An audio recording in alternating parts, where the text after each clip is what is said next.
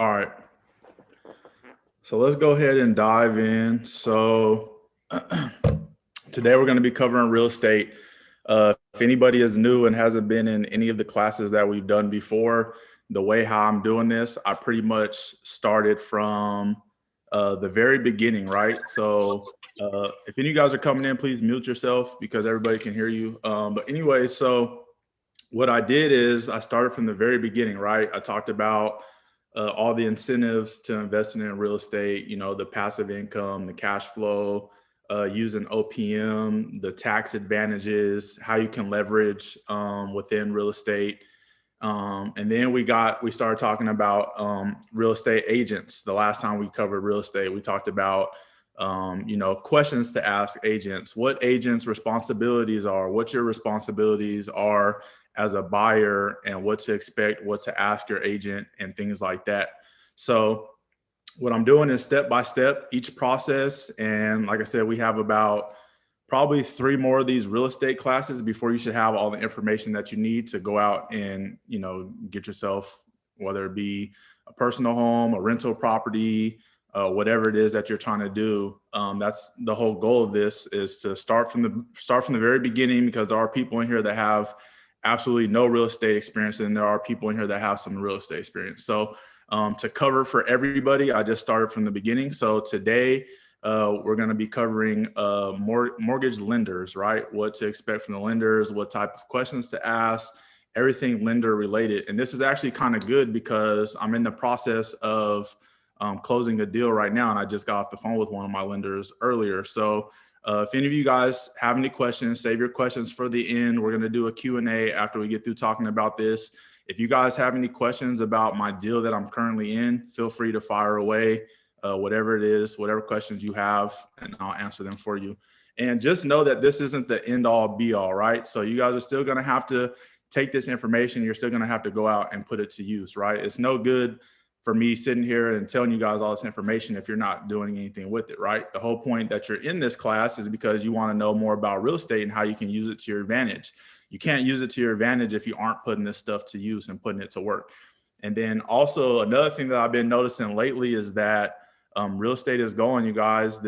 Everyone's starting to realize, you know, the tank, whatever you want to call it, with Corona, the crash, whatever, it's pretty much over now as far as speaking in the real estate world.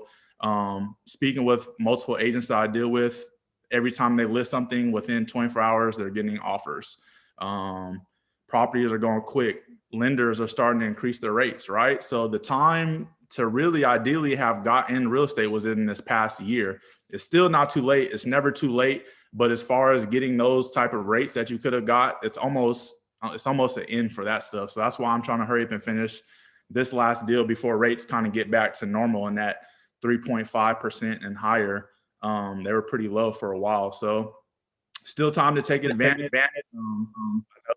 Everyone's market isn't completely hot and back to running just yet. So whatever market you're in, start reaching out to these agents with the information that you've already got and start getting the ball rolling on things, because a lot of this you can figure it out as you go, or your real estate agent, you know, they might be able to help you along the way. So don't keep taking too much time to dive into a deal. But yeah, so let's dive into it. All right, so basically for the mortgage lender, these are the things that we're going to cover today. And at the end of this, you guys will be able to ask me any questions that you guys have, whether it be on mortgage lenders or anything else. So in order for you to find the best lender, you have to shop around. It's a must. You have many options to choose from. You have your local bank, you have credit unions, you have a lot of online lenders, and there's other lenders that you can go to. So what you want to do is you want to ask them about their rates, right? Because that's very important. What the loan terms are, the down payment requirements, your property insurance, your closing costs, and every fee that you're going to have associated with that loan, because there's going to be multiple fees. And as you guys, if you've ever done this, you know that there's multiple fees. And if you've never done this, there's going to be fees coming at you left and right. So we'll kind of get into that so you won't be blindsided by anything. Also, you would need to compare these details on every offer. So before you start shopping, there are a few steps you can take to get the best rates, and we're going to cover that. These are the 6 steps that you can take to kind of get yourself the best deal. Because when you're dealing with, you know, some people might be dealing with $300,000, $400,000, $500,000, $600,000 homes or properties that they're looking to get. So interest rate versus 2.75 versus 3% interest rate, we're talking a lot of money, right? That's not chump change. So every percent matters, everything matters. So let's kind of dive into step number one here. So strengthening your credit, right? So well before you start applying for a mortgage, make sure you give your finances a checkup. So that's fixing them if you need to. Pull your credit report so you can see what's going to be on there. You can get your credit report for free once every year from, I put the link on here. It's, let me see, annualcreditreport.com. So if you've never pulled your report and you don't know what's on your credit, before you start trying to start your real estate journey, you want to know what's on there, especially if you don't have the cash and you're going to be going through these lenders. They're going to be scrubbing your credit. So it's better for you to scrub it before you do all that so you can get a general idea. And a lot of lenders will kind of tell you, they'll ask you what your credit score is. If you know it, they'll kind of tell you what type of percentage rate you can get based off of what your credit score is. But you don't want to tell them, hey, I think it's a 750, and then you go pull your credit report and it's 600, because that's going to make a big difference on the lender on what they can lend you. So once every 12 months, you're entitled to a free credit report from each of the three main. That's Experian, Equifax, and TransUnion. And like I said, you can get that from annualcreditreport.com. I recommend everybody do that at least once a year. If you have lower than expected credit score, look through your credit reports for any errors, late payments, delinquent accounts, and collections and high balances, because these are going to be things that's going to make it hard for lenders to be able to lend you the money, right? If you have all these debts and things like that, lenders are going to kind of stay away from you, because that's showing that you can't manage your debts already that you have. So what makes you think that you'll be able to take on a mortgage, right? So you got, they're lending you this money based on your credit to see like how you are with money, handling money. So if you have a lot of things on your credit that you aren't taking care of, that tells them that you're not a person that really handles their money very well. So they're going to be less likely to give you those loans. So be aware of that. So paying down each of your credit cards below 15%. A lot of people say 30%. We're changing with times and things are constantly always changing. So if you always heard people say, keep it below 30%, those were the old ways. So now with things changing, 15% is kind of that good mark where you want to keep your available balance at that 15% usage rate or below that. Make sure that you're making your payments on time, and that's the best way for you to improve your score. We kind of talked about credit a little bit a couple weeks ago. So if you have any questions on credit stuff, go back and check out the credit course that I did about 2 weeks ago, I believe. Talked a lot about how to improve your credit and things like that. So having a solid credit score tells lenders that you can be trusted to pay your debts on time, so they'll be comfortable doing business with you and will offer you favorable rates to seal the deal quicker, right? Because they don't make money unless they give you money, and you don't make money unless they give you money. So it's like a good relationship that you want to start building. And it's good to go through a lender that you trust and that you like and that you have good rates, because eventually you want to keep doing more deals, and you want to have that lender that you trust and that you've done deals with already before. They're more likely to continue giving you money, and you can trust going through them because they're going to give you a good rate. So that's why it's good to follow these steps that we're all going to cover. So in addition to having solid credit, lenders want to see that you can handle your existing debt along with a new mortgage payment. So they'll look at your debt to income ratio. This formula adds all your monthly debts and divides it by your gross monthly income to get a percentage. So if you want to figure that out, just go ahead and add that up real quick, or later on you can do that. So many lenders require a debt to income ratio below 43%. Some loan programs and some lenders will allow us to 50%. Some will even go a little bit higher. I've worked with some that will do 52%. So each lender is different, but 43% is the good spot. And that just means that your debt to income is low. You want to keep that down as low as you can. To keep your debt to income ratio manageable, avoid taking on new loans, avoid making any large purchases on credit cards for at least 3 months before applying for your mortgage.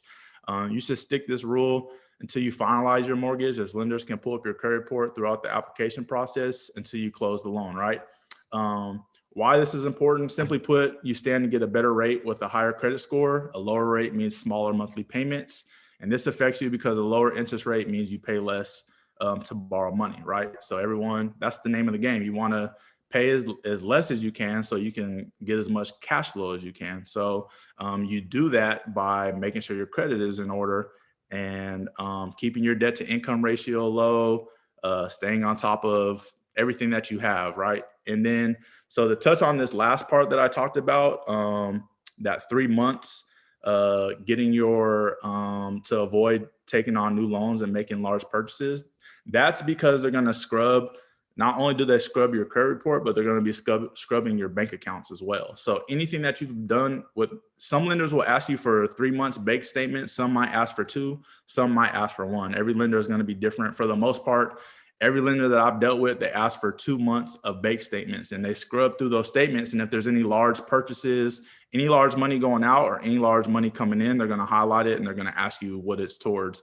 And don't lie, because they're going to ask for proof of that. So if you have money going to another bank account, they're going to ask you, hey, what is this bank account we see a wire transfer to, or we see you sending money to this account? And if it's for, I don't know, maybe you got, I don't know, people do a lot of different things. I don't want to throw out anything out there, but they're going to ask. And then if you say it's to pay this person, or I owe this person this, or I owe this, or I'm paying for that, they're going to want proof of that. They're going to want to see, to make sure that that's exactly what it's going to, because they have to make sure that they're not funding anyone who's doing money laundering and things like that. So that's the only reason that they're going to get deep into your financials, not to be nosy, but just to make sure that, because you have to think, they're going to be giving you $300,000, $400,000, $500,000. They want to make sure that you're not doing anything illegal. You have enough income coming in and you're not spending your money crazy, because they want to make sure that you're going to be able to pay them back whatever it is that they loan you. So just be aware of that. Let's go to the next slide. So determining your budget. This is going to be really important as well. An important part of finding the right mortgage is knowing how much house you can actually afford. So lenders may let you qualify for a loan that would max out your budget and leave you with no wiggle room for unexpected expenses. And this is going to hurt nobody but yourself. Lenders pre-approve you based on your gross income, your outstanding loans, and revolving debt that you have. So however, they do not look at other monthly bills such as utilities, gas, daycare, insurance, groceries, when they're doing their location, their calculations, or whatever other things that you have out there that are similar to that. To get a more accurate idea of what you can afford, factor in these kind of expenses and your financial goals and other financial goals. So look at your monthly net income to calculate how much you should spend on a mortgage payment. The recommendation is 28%, right? I don't want to say this is going to work for everybody, but the reason that the 28% is recommended for spending on a mortgage is because your other expenses are going to be calculated as well, right?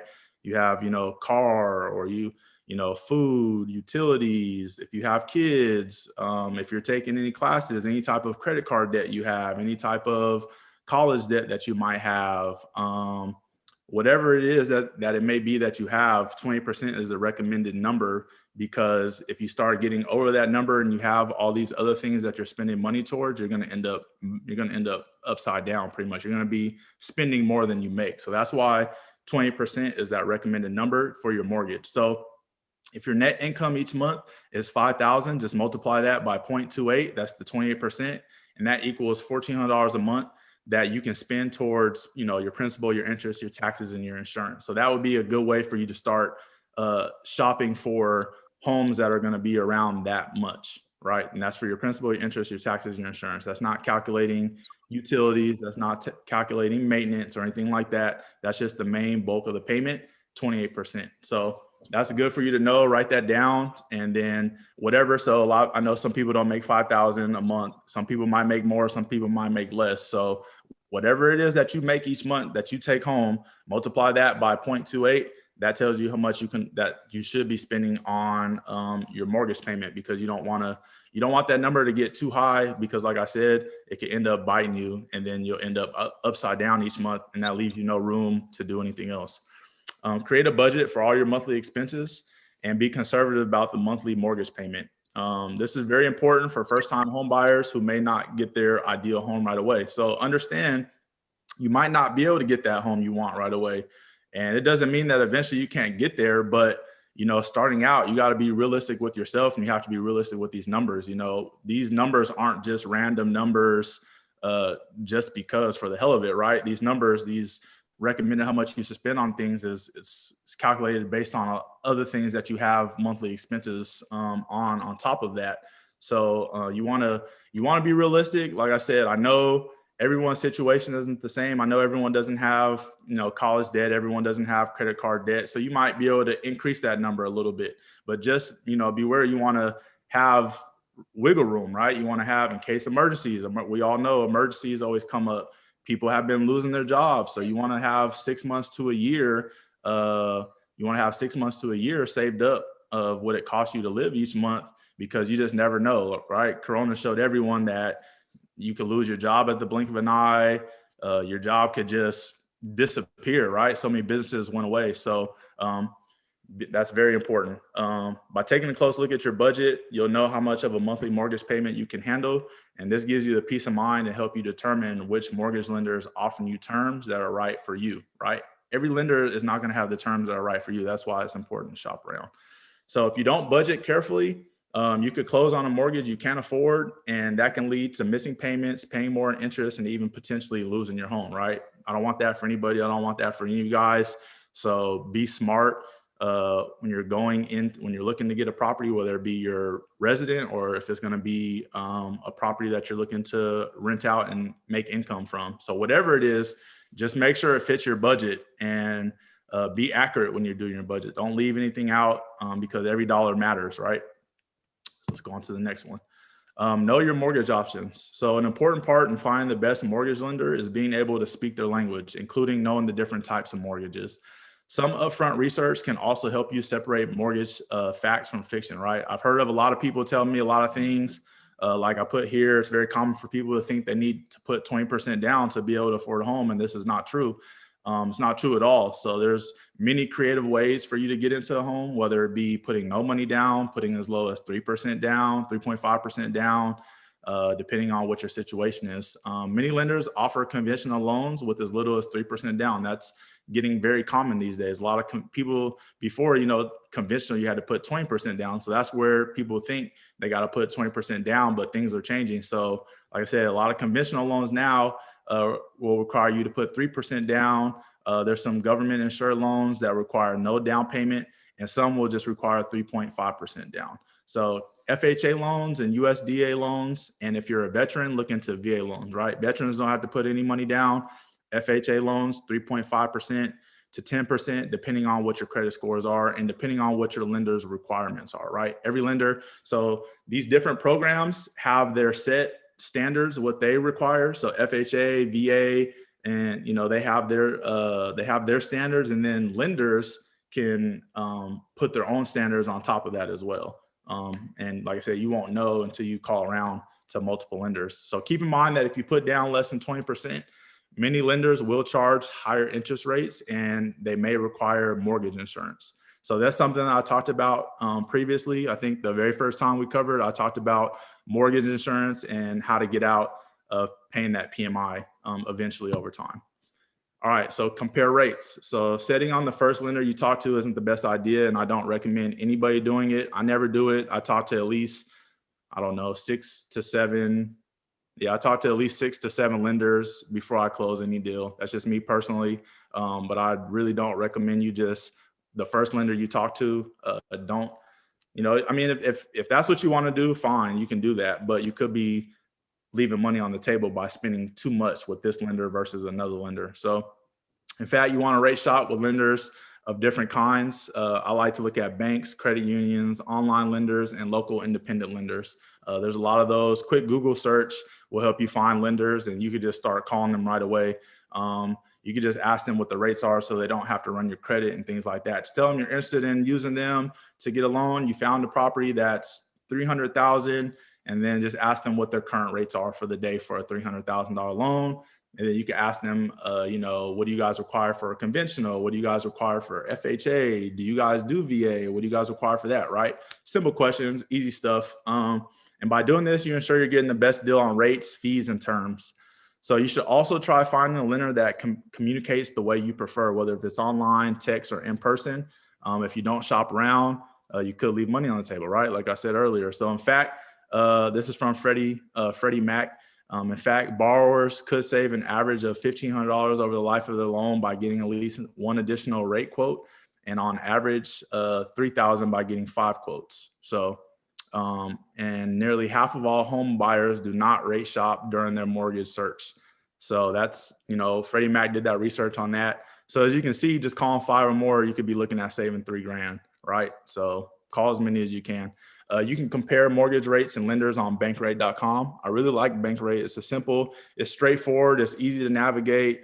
You can find out a lot of information. You can find out, if you're trying to figure out how much home you would qualify for. And when I say qualify for, I don't mean through a lender. I mean just based off of how much money you make. So you don't have to worry about trying to calculate that and figure things out. Bankrate.com has a calculator in there for that. They have a lot of good calculators. So take advantage of that. It's free, so why not? Another option is to consider finding a mortgage broker and work with them. A mortgage broker can do the legwork for you by evaluating your application and gathering quotes from multiple lenders who closely match your needs. You can see how the loan offers from a broker compared against those you find on your own, right? So do your research first and then hire a mortgage broker to do the work for you and see if they find something better than what you find.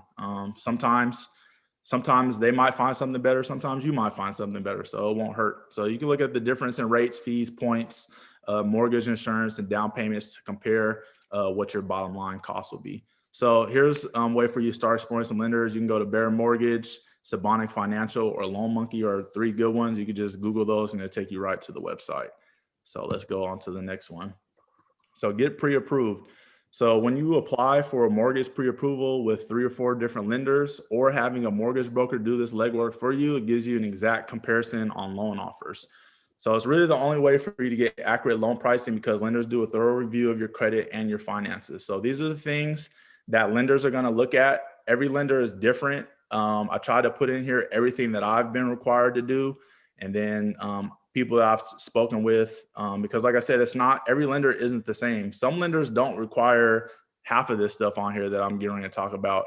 Some of them require a little bit more. So this is just to give you a general idea of what lenders are going to want from you. So they're going to want a driver's license or some other government photo ID, your social security number, because they're going to have to pull your credit. But this is once you decide that you want to go with them. So I highly recommend when you're calling around to each lender, tell them that you're just trying to get their rates first, that you're shopping around for rates. And then when you find the best lender, then that's who you want to give your social security number to, because you don't want all these lenders pulling your credit, because it's going to be a little ding on your credit.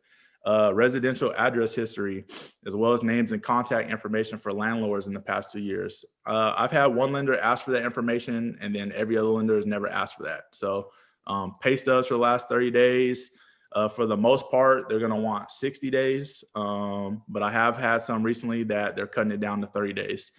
2 years of your tax returns, so your 1099s and your W-2s, a printout of your bank statements for all your accounts within the last 60 days, a list of all financial accounts, so your checking, savings, brokerage accounts, 401ks, or any retirement saving plans. They're going to want to see that stuff. A list of all revolving and fixed debt payments, including credit cards, personal auto loans, student loans, alimony or child support, your employment and income history, along with contact information for your current employer, your down payment information, including the amount, the source of the funds, whether it's going to be a gift, whether if you're, getting it from somebody else, relative, friend, whatever it may be, and information on any recent liens, legal judgments against you or other borrowers, such as IRS actions, bankruptcies, collections accounts, and lawsuits, right? So be careful though, because a mortgage pre-approval doesn't mean that you're in the clear, right? Lenders can recheck your credit, employment and income histories, and your assets at any time during the process. So if you take out a new car loan, for example, that changes your financial picture and can derail your mortgage. It really can. So I tell people, once you know that you want to get a property 3 months before, right? Because obviously getting a property shouldn't just be something you dive right into. So 2 months to 3 months out, when you know, okay, I'm ready to take this real estate journey, that's when I recommend people to start making their bank account clean, right? Make regular purchases. Don't have any large money coming in or going out. If you can avoid it, right? If you can't avoid it, then you can't avoid it. Or if you can justify everything, then hey, then don't worry about it. But it just makes it a lot easier when your bank account is clean. And when I say clean, I mean no large deposits or withdrawals. So I use other bank accounts for that, right? So the bank that I'm using for them that I want them to scrub, and I know it will meet all the requirements, I have just regular stuff at that account. And then all my other stuff for like side hustles and all that other stuff, I have a complete other account that I'm not even worried about, that I just do all my crazy stuff with, just to make it easier for me, right? So you're not doing anything illegal by that. If you have an account that will, qualify you to get everything you need, then keep that account clean. But if there's nothing you can do and you just have to do all that in one account, just make sure that you're going to be able to explain where all that money is coming and going. Yeah, and then also, like I said, you don't want to go out, you don't want to get a car loan, you don't want to get like a personal loan, all that stuff. You want to do all that stuff before. Well, you don't want to do it before, because I know some people that leverage taking out loans to get into real estate. I don't mean the car part, I meant the personal loan part. So if get a good idea, start getting your numbers, start knowing, like I said, know how much you can afford, know what's in your budget, and then start looking at the type of property that you're looking at. And then if you can get, these banks to get you a loan to cover costs for maybe for your down payment, or for whatever it may be for the property. I know people that have used that to their advantage. So just make sure that that's getting a little more complex. So if you do go that route, just make sure it's not going to bite you in the end, and just make sure you know what you're doing. Have someone help you with that before you try to dive into using that that type of leverage. All right, so double read the fine print. Trust me, I get that mortgage documents will make your eyes glaze over, right? It's a long, boring process. Your real estate agent is going to be sending you documents all the time for you to sign and read. When you go to the final part, when you go to the close and you're signing all the documents, there's going to be hundreds of papers that you're going to be looking at and signing. But if you don't read them closely and there are any errors or surprises, you could feel buyer's remorse later, right? So the Consumer Financial Protection Bureau created a thorough explainer on the loan estimate from lenders are required to give you within the 3 days of receiving your mortgage application. So go through all that stuff. Everything you get, it's gonna be boring, and I know a lot of people aren't gonna want to do it, and then a lot of people are just gonna put their trust on the real estate agent and the lender. But honestly, I wouldn't do that. It's not saying that they're going to do anything shady, but just know that they're people too. So people make mistakes. And when you're talking about 2, 3, 4, 500,000, it's best to verify, right? So pay close attention to your interest rate, your monthly payments, your lender and loan processing fees, closing costs, and the down payment amount. I would write all that down right there if I were you. Those are going to be your most important things for your loan. And those are what you need to get down to a T. That's what you need to know. Those things will help you determine later on down the road, if you do feel like renting your place, or if you feel like getting creative, you already know what you're on the hook for, how much you have to pay. And then it's also good for you to know this as well. These items shouldn't change dramatically from pre-approval to closing if your credit and financial profile stay the same. So that's why I say, once you start this process, I would say 3 months before, up until you close, don't do anything crazy, because it can. I personally haven't had any, but I have friends who made a big purchase and it kind of caused a hiccup in the process, and they weren't actually able to get that property, and they're hurting now from it because that property is turning a good profit. But anyways, so lenders sometimes offer credits to help lower the amount of cash due at closing. So beware of this, though. These credits can push up the interest rate on your loan, which means ultimately you'll pay more in interest as a result. So every time you get stuff rolled into your loan, just know that that's going to increase your interest rate, and you're going to end up paying more on the back end. So do whatever works best for you. If you just don't have the money right now, and you would rather just roll it into your loan, and if your lender would do that, and do that. But if you have the money and you notice that it's going to cost you more in the long run, you don't want to pay that extra money from the interest going up, then handle that. So whatever works best for you. Everyone's going to be different. As you compare loan estimates from different lenders, you'll see a lot of third-party costs, such as the title insurance. You'll see the title search fees, appraisal fees, recording fees, transfer taxes, and other administrative costs. You can negotiate some of these closing costs, but know that the lenders don't generally set the fees for third-party services. So that's why it's good, once you guys get all this paperwork and you're starting to see all these fees, write everything out, especially if it's something that you don't know. And, just reach out to your lender, or reach out to your agent, say, hey, what is this fee for? Can I get this rolled into a loan? Or is there anything I can do to get creative with it? Ask, because they're not going to just come out and tell you. I know it would be nice if they were just like, hey, you could just roll this into this, but it's one of those things where it's not necessarily on them. They're just all they're supposed to do is just go over the terms because they don't know what it is that you're trying to do. So if you tell them what you're trying to do, they might be a little more helpful, but then now it's different. Now, if you were to ask a question, so let's say, I'm telling you guys that you guys can roll stuff into your loan, and then you're like, okay, that sounds kind of interesting. And then you go to these lenders and like, oh no, you can't roll anything into a loan. Start asking other lenders, right? And then you'll find out that another lender is like, oh yeah, we'll allow you to roll this into your loan. So some lenders might allow it, some lenders won't. That's why it comes with, you got to reach out to multiple lenders because not every lender does the same thing. And let's see where we at. So always compare your loan estimates from different lenders. You'll see a lot of third-party costs. Oh yeah, we covered that. All right, so also ask questions if you don't understand certain fees or you spot errors on the paperwork, right? Like I just said, such as a misspelled name or wrong bank account. You definitely don't want to have any of that. And get ahead of any issues that you can early because it's going to save you a lot of headaches down the line. So as your real estate agent is sending you all these documents and your lender is sending you documents, take the time up front to go over it. It's just going to make it easier when it comes to close and you're signing all the paperwork. If you miss something down the road, I mean, obviously things can be fixed. It's not like if there's a name misspelled or a wrong bank information that the deal is just going to completely fall through. With little things like that, you can get it corrected. It's just good to get that stuff out of the way early. All right, so after all that, what's next? So the next step would be doing your homework on the basics of mortgage lending early on can set you up for success and help you get a better acquainted with the different types of mortgage lenders out there. So mortgages are not one size fits all. So you need to know how they work and how they differ from one another. This will help you find the mortgage lender and loan that offers what's best for your situation, right? What's best for me is not going to be what's best for you. What's best for you is not going to be what's best for me. So after you obtain your mortgage, take a breather, right? So that was, once you get to that point and you got it, that was a long process. You just took a big step. So, but it's also important to keep your credit clean. So avoid taking out another loan or opening a new line of credit and try not to make any big purchases. So, you have a new financial obligation to tackle, so prioritize it. Remember, only you can save you.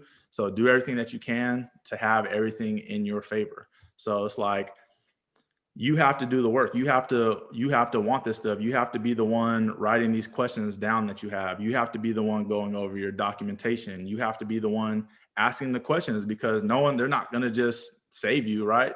So they're doing their job. They're doing whatever they can, I guess, to help you. But there are little things that you can do, like rolling stuff into your loan or getting creative financially, that they're not going to just come out and say until you ask. So always ask the question. So, all right, we're getting to the end of this. I know you guys have things that you guys need to do. We've been at this for a good little bit. So today we covered, step one, strengthening your credit, determine what your budget is, know your mortgage options, compare rates and terms from multiple lenders, get your pre-approval for your mortgage, and then also read the fine print. We're going to do some Q&A right now. So if you guys want to follow me on any of my social medias, here they are for Instagram and Twitter. And then also for any of my courses, I have an FHA course, which covers how to utilize FHA to get into real estate. I have a flipping course that teaches you how to resell items that you find from stores or online for profit. And I also have a travel guide. I've been to over 100 countries. I teach you guys how to travel for cheap, how to find good hotel deals, different travel chips and things like that. And everyone that's in the Wealth Squad gets 30% off. Just use discount code Wealth Squad. So boom. So that was our session today on real estate covering lenders. So we're going to open it up now for whatever questions you guys have. Start firing them off.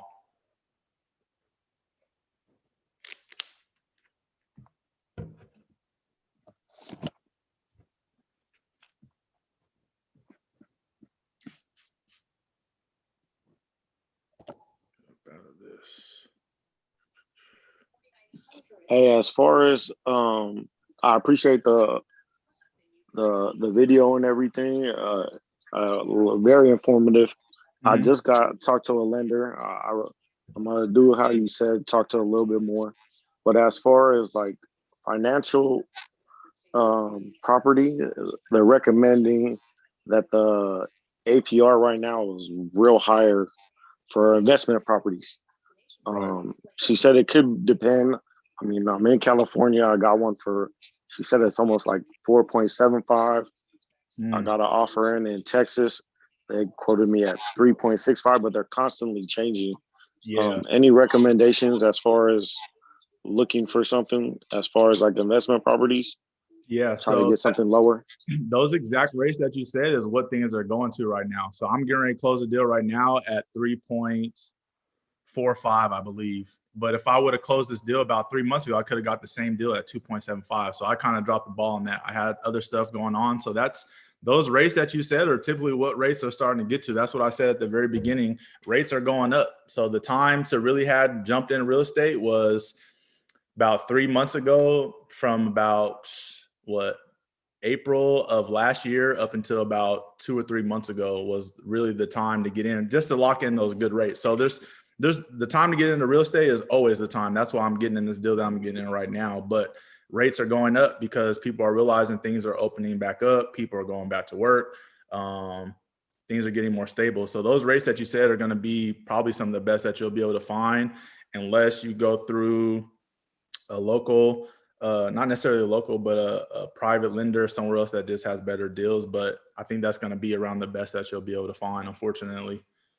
Oh, I appreciate that. Any spots that you're thinking is a good spot for cash flow? I'm thinking I'm in Texas, like El Paso area, Yeah. and then California, which is like Northern California, Stockton area, and then I'm thinking about Memphis. I keep hearing about Memphis is a very good place. Yeah, Memphis is a great place. I like to stay down south, especially start looking around that Atlanta area. So look, don't go too far outside of the actual city of Atlanta, but go about an hour north, east, south, and west of Atlanta.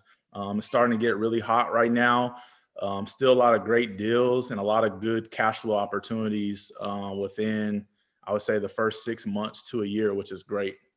So start looking in those areas. Oh, I appreciate it, man. I will. Thank you. No problem.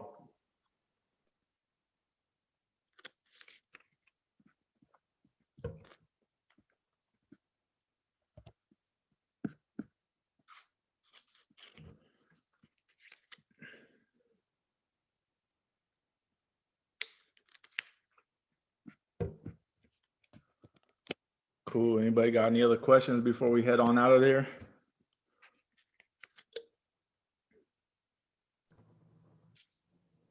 Hello, my name is Yami, and I have a mortgage that I bought like a year and a half ago. It was for 258, and I'm thinking about buying an investment property. How does that work out in regards to me still owning, my own house? Do banks typically like lend out money for that, or do they like see that, hey, you have your own mortgage payment? Right. You can So you could do a few things. You could either, if you have some equity in that home, you could refinance it, and you can go that route and take the money that you get from refinancing it as a down payment into your new property, or the investment property. So is the investment property, is it a single family, is it a duplex, triplex, fourplex? How many units is it? So I was actually looking to buy a duplex because we already have, me and my partner, we're not married, but before we got together, he already had his own like house that he had bought. And so that one we're renting out, but that one's not underneath my name. So, but the house that we own now is underneath both of our names. So I'm actually like looking into buying another property in both of our names, a duplex, because I want to rent it out as well. Mm-hmm. I have quite a bit of money for down payment and stuff. I just didn't know like how often do lenders actually give that money out to people who already have a mortgage and then who already have another investment property. Yeah. Because COVID hit and the nurses' pay went like extremely high. I'm still taking like these crisis assignments, so Mm-hmm. I'm making extremely well money right now. But that's not always going to be the case, because COVID's going to come back down at some point. Right. Yeah. So there's many things that you can do.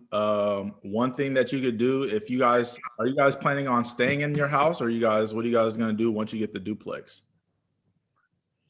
So I plan on staying at my house that I own, the mortgage that we have for 258. We plan on staying there, I Okay. just wanted to buy another property just to have two investments versus just having one. Okay. So what you could do is, are the duplexes, are they rented out currently? Currently currently the house that we have that's renting, it's not a duplex, it's just a single home, but I'm looking into buying a The one that you're duplex. looking to buy, does it have renters in it already? No. Okay.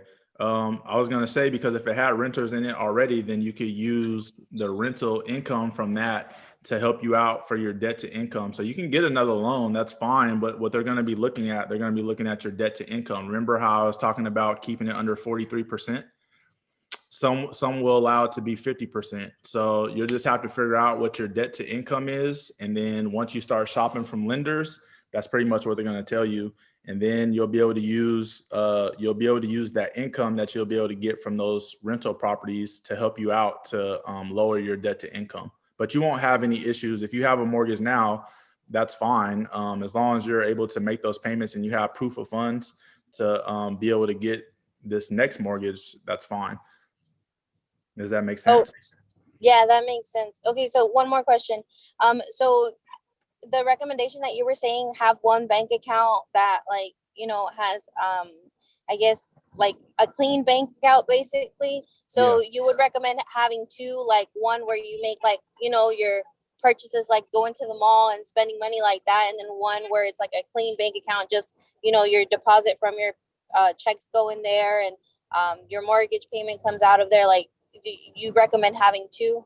Well, see, I said that because I know there's people that have different situations. So I was more speaking to people that are constantly, sending 5, 10, 15, 20,000 out and having it coming in and going out. So that's what's going to raise flags. So you want to have an account that has like your regular purchases and things like that. I was more so speaking of people that are constantly having big numbers of money coming in and going out, because I know a lot of people that run into that issue because banks are going to want to know. And some people just don't want banks digging all the way deep into what they have going on, right? So banks are only going to know what you show them. So if they see you have an account that has these large purchases coming in and going out, then it's going to raise flags. So if you're not spending like, 10,000 on this investment or 20,000 on that, or having money coming in, you don't have to really worry about it too much. Okay, so like in regards to that, like you're saying big amounts of money. I make 8,000 a week. So would that affect me? No, that won't affect you because you're going to be able to tell them why you make 8,000 a week. Okay. All right. Thank you. But you'll be good. Yeah, no, that was a good question. Okay, thank you so much. Appreciate it. No problem.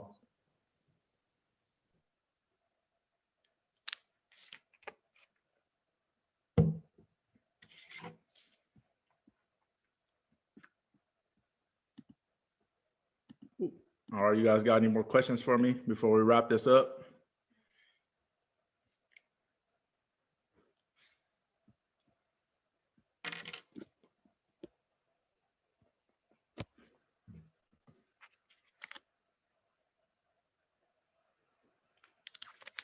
All right. I guess that's all the questions for the day. So like I said, if you guys come up with any questions or you have any questions, hit me up on my social medias. I tried from the last class that we did. There's probably a couple people that I wasn't able to get to, but for the most part, I've been able to get back to everybody and answer their questions. If I haven't responded back to you, I haven't forgot about you. I'm playing catch up on getting to my messages. But yeah, thank you guys for tuning in. Like I said, you guys are taking a big step getting into real estate. I highly recommend it to everyone. It's great. It's a great thing to be a part of. And once you start getting it down and you see the money that can be made from it, it just makes you want to get more and more. Like I said, I'm in the process of closing a deal right now. That's going to cash flow for me almost instantly. And it just comes from me always looking for deals. Every day I'm looking for deals. It doesn't necessarily mean I'm putting in offers every day, but I'm just constantly looking because I want to see what things are going for. I want to see what the rates are going for and things like that. So with anything, like I said, you got to take real estate serious like you would take anything else. If this is something that you really want to be a part of and you really want to make it work for you, you have to take it serious and you have to put in the work. It's not going to just naturally come to anybody, right? I've spent thousands and thousands of hours, you know, reading books, listening to podcasts, watching YouTube videos, reaching out to real estate investors in different states, different counties, learning different rules for different states and different counties. Because as a landlord, you have all these rules that you have to follow. So it's not easy at all, but it is fun. There is good money in it. It's legal money, and I highly recommend it to all of you guys. So if nobody has any questions, I appreciate all of you for tuning in. I know your guys' time is valuable, so I try to make sure I get as much information in here for you guys as I can, and I try to get back to everybody's questions as best as I can, and all that. So appreciate you guys. Thank you for your time, and I hope you guys enjoy the rest of your day.